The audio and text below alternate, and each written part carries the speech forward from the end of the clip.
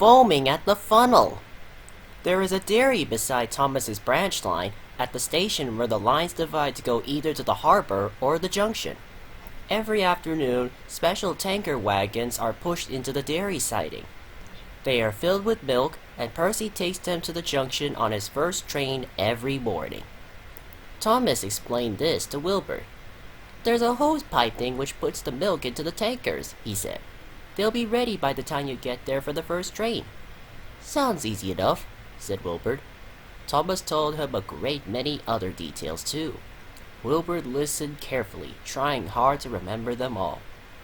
Next day, he enjoyed himself. He was a much more powerful engine than Percy, so he found that he could cope easily with Percy's trains. The trucks behaved well too, which was a help. "He's strong, he is," they muttered to each other. "Don't upset them. You never know what he might do to get his own back." One day, Wilbert took loaded stone trucks to the harbor. On his way back, with empty ones, he stopped at the station by the dairy and pushed the empty trucks into a siding. He left them and set out towards the junction, pulling just a few vans. "Right," he thought happily. "I'll leave these vans at the junction and bring the empty tankers back.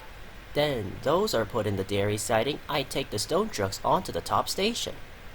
They met James at the junction. James knew who Wilbert was, of course, and asked how he was getting on.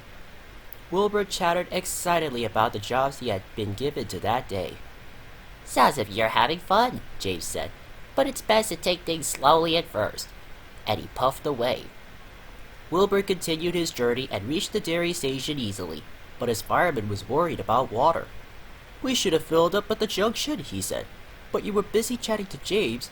Never mind, we'll get water here." The tankers were at the end of the train, so all Wilbert had to do was to push them into the dairy siding. Then he drew forward and stopped by the hose pipe. "Just in time," said the fireman, and he put the hose into Wilbert's tank. As he turned the tap, the driver spoke to him. The fireman went to reply, but when he returned, he found that Wilbert had stopped at the wrong hose pipe. His tank was full, but not with water, with milk. "Ah! You'll be foaming at the funnel if any of this gets in the boiler," gasped the driver. Quickly, they put out Wilbert's fire, and the fireman telephoned for help. Thomas came as soon as he could and pulled Wilbert back to the top station.